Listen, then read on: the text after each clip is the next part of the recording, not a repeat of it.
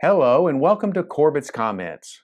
God's Word is a lamp to our feet and a light to our path. I'm Dr. Otis Corbett and I invite you to explore a portion of the Bible with me today.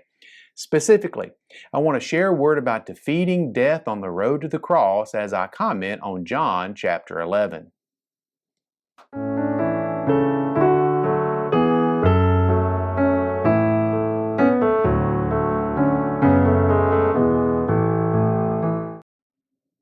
Let's begin with verses 1 through 7.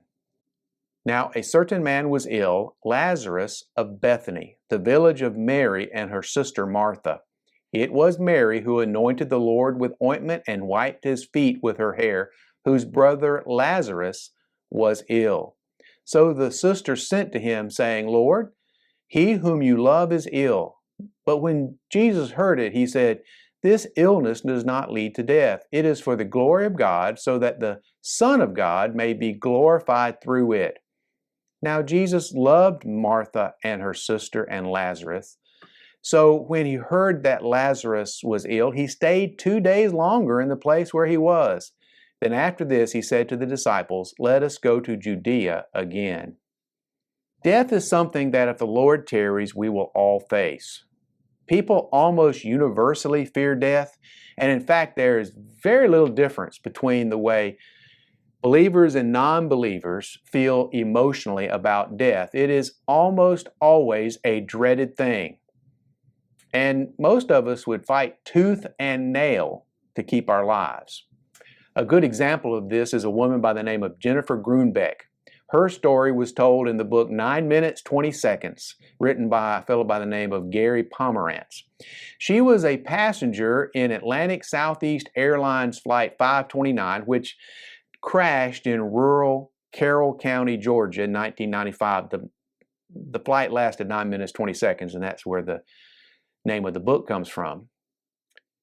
She was the only survivor, and she was burned over 90% of her body. By all medical estimates, she had no chance at all to survive, but she did. She spent 106 days in a burn unit in Chattanooga, Tennessee, undergoing some of the most painful treatments known to medicine.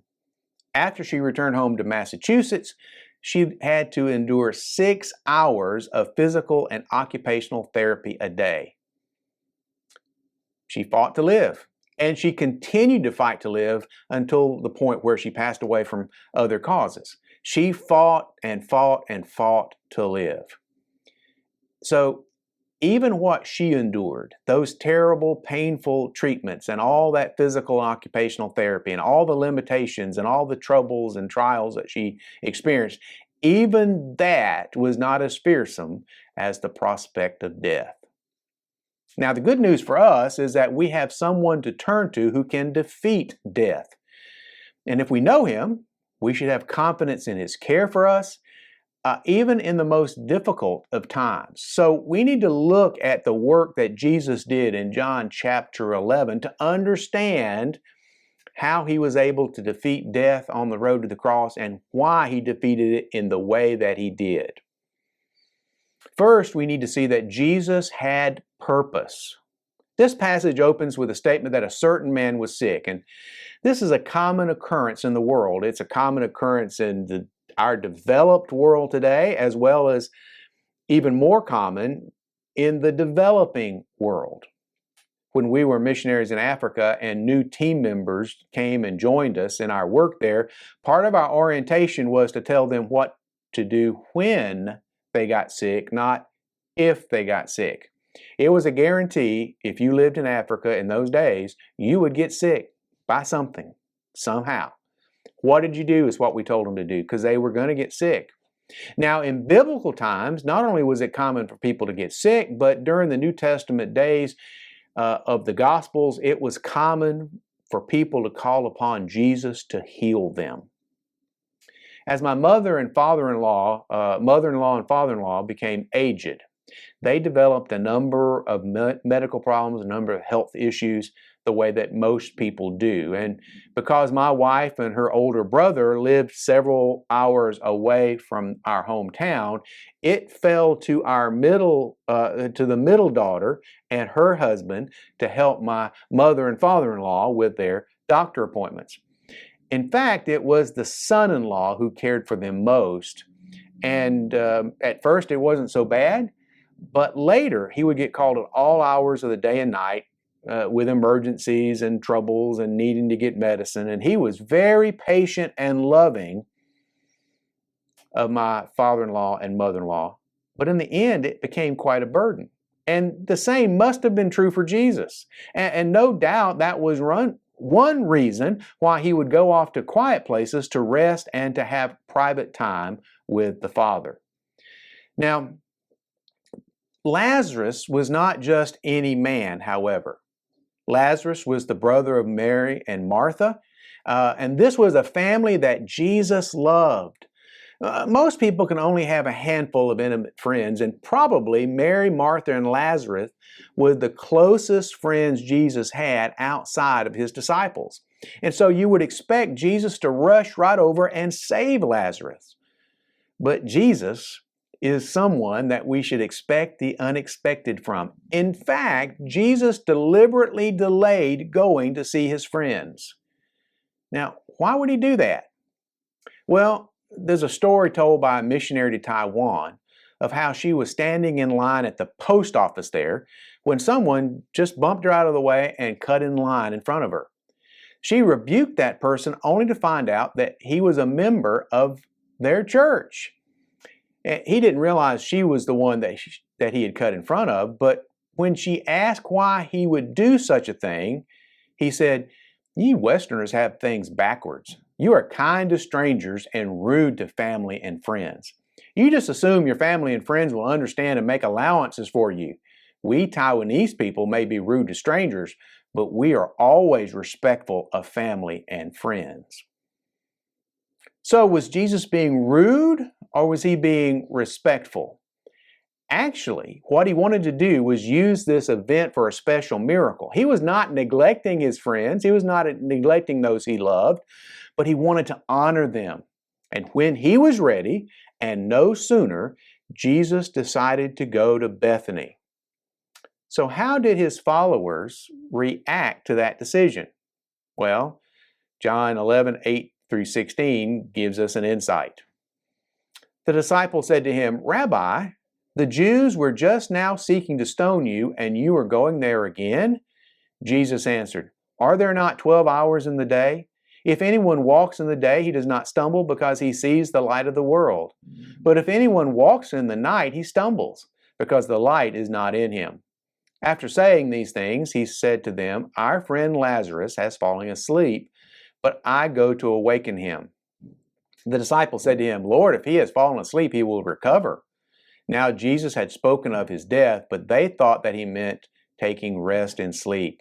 Then Jesus told them plainly, "Lazarus has died, and for your sake I am glad that I was not there, so that you may believe. But let us go to him." So Thomas, called the twin, said to his fellow disciples, "Let us also go that we may die with him." What we see here is that Jesus had determination. The disciples were astounded at the idea of going back to Judea. They knew there was great resistance to Jesus amongst the Jewish leaders there, and they were afraid that that resistance was too strong for Jesus, that they believed that Jesus would be killed. And frankly, they did not think that Lazarus' situation, whatever it was worth the risk. They were afraid of death, and they didn't think that Jesus was able to do anything about that threat.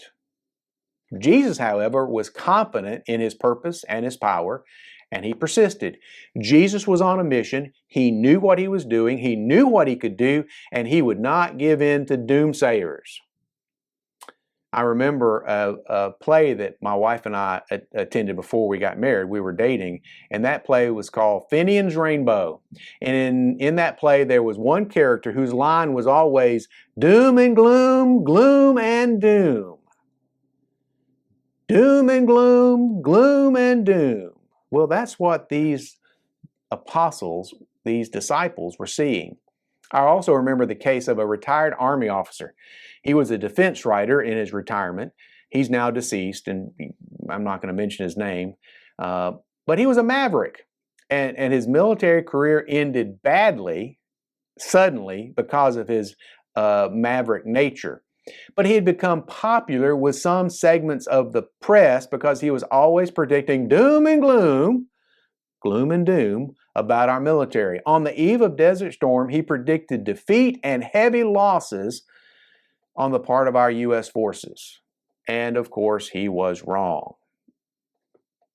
On the other hand, of course, he had been ignored by those who really understood the situation, our military and political leaders. So we too need to have confidence in Jesus. We get scared just like the disciples did. We want to run the other direction just like the disciples did. And we do this even with the entire canon of Scripture available to us, even with the Holy Spirit in our lives. And even when we do follow Jesus, we often do it like Thomas did. Thomas was just honest, and he was saying the things that the other disciples were thinking. But they weren't showing very much confidence in Jesus. How often God must look down on us and say to himself, "O ye of little faith."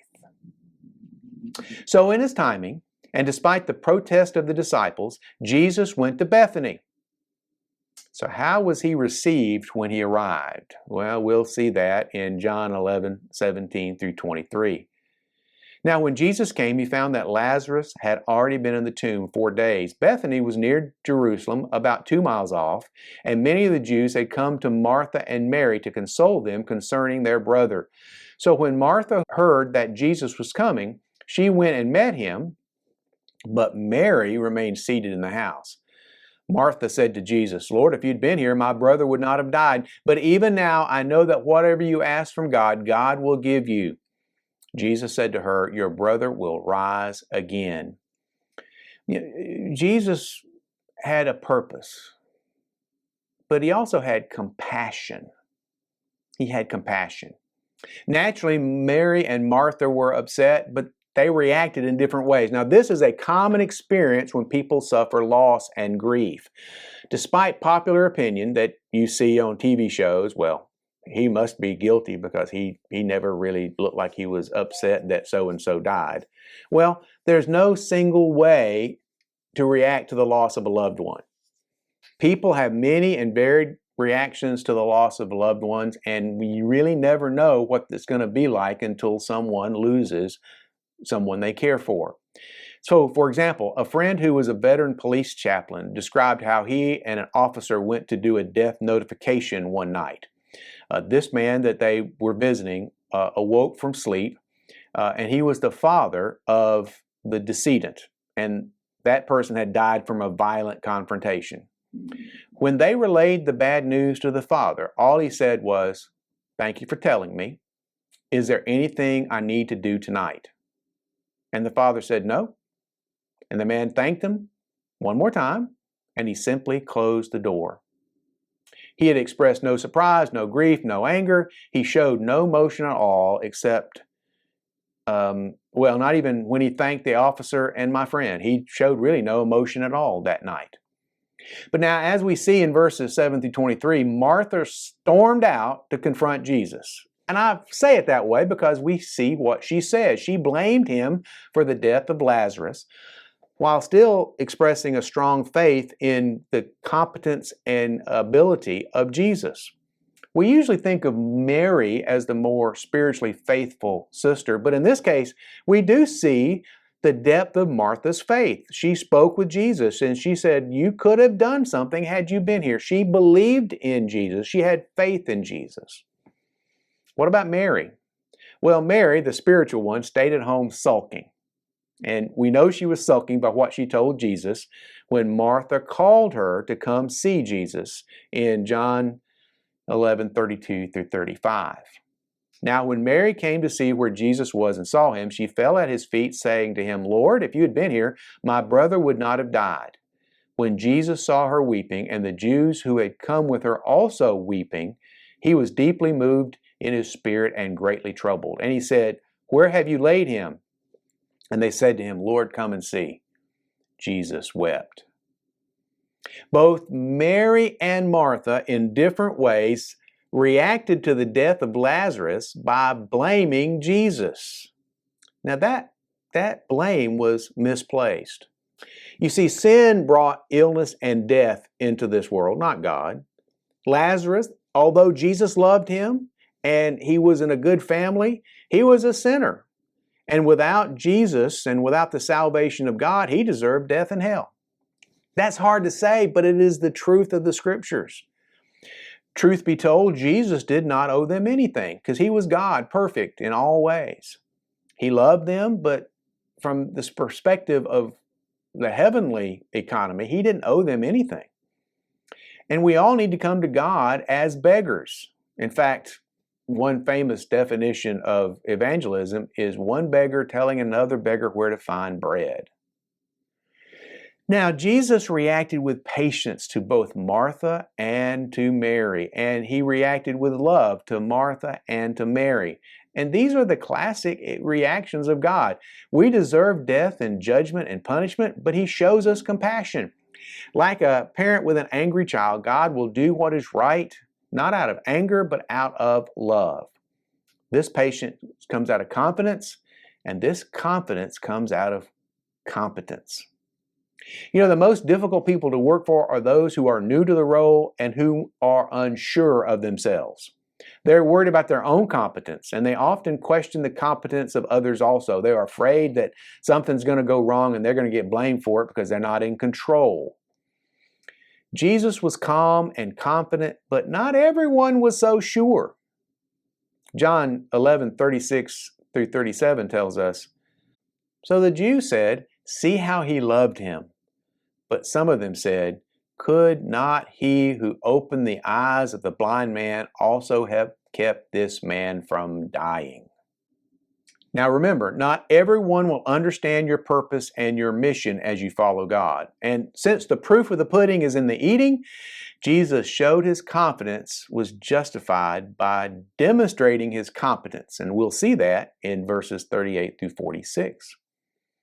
Then Jesus, deeply moved again, came to the tomb. It was a cave, and a stone lay against it. Jesus said, "Take away the stone." Martha, the sister of the dead man, said to him, "Lord, by this time there will be an odor, for he has been dead 4 days." Jesus said to her, "Did I not tell you that if you believed, you would see the glory of God?"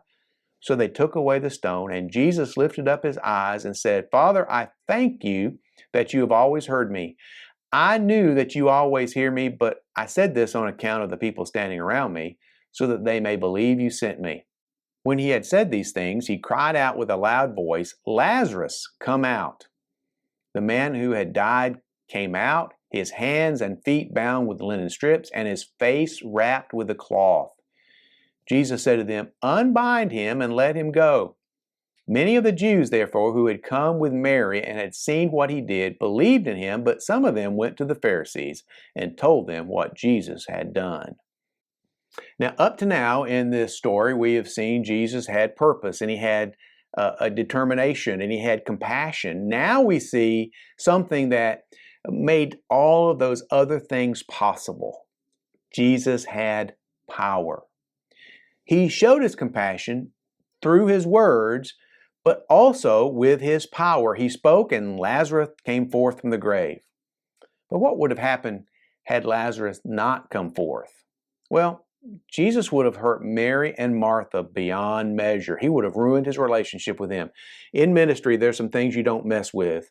You don't try to be innovative with funerals or weddings. The couple can, but the minister needs to not try to be cute during a wedding or during a funeral or during a baby dedication. There are some things you just don't mess with in ministry, and this situation was one of them. And he would have ruined his relationship with Mary and Martha. He would have ruined his relationship with the people of Bethany. He would have risked his life and those of his disciples for nothing.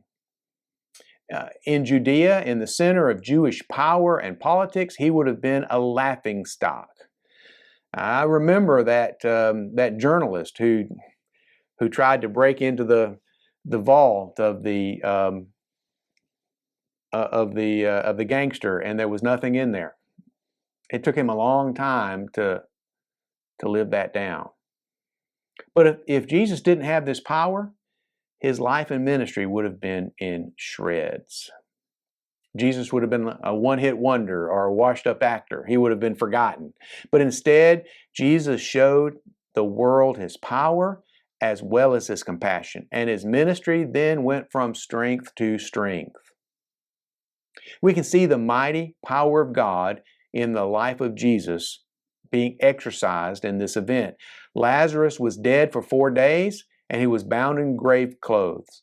Mary and Martha and everyone there knew that he was dead, and they didn't want to smell that evidence. And yet, Jesus simply spoke, and Lazarus was revived. As one wag has quipped, it's good that Jesus called Lazarus out by name, or else every other dead person from the beginning of time would have come forth. And boy, wouldn't that have been something. And we got to see the dimensions of what Jesus did here. He marched into the midst of those who hated him, and he risked death, as well as marching into the lives of those whom he loved and risked their abandonment and scorn and rejection. He even risked the deaths of those people who followed him. And yet, this was no risk, because the power to do this was his. He had the power to bring Lazarus back to life, and he exercised it. Now, the power of Christ to do ministry is in us today. He doesn't change, and his power is available to us also. But even more exciting for us personally, he loves us and he offers us access to that power right now. In conclusion, this is the question of the hour. If Jesus has power over death, what is it in creation that he can't control? What is it in your life that he can't overcome? In our need, if we turn to him, he will come to us in compassion, and he will allow us to experience his compassion, but also his power. He does more than just say, I'm sorry things went badly. He can help you fix the things that went badly. In our abundance, we turn to him as well. And when we do, we experience his guidance and his perfect will for our lives. In either case, whether we understand what he's doing or not, our best course of action in our lives is to turn to him. Jesus has purpose, and he will give us purpose. Jesus has determination, and he will give us determination. Jesus has compassion, and he will provide compassion in our lives, but he also will give us power to overcome those things that beset us. Thanks for visiting with me today. We'll be back soon with another word from the Bible we can share together. Every blessing. I'm Dr. Otis Corbett.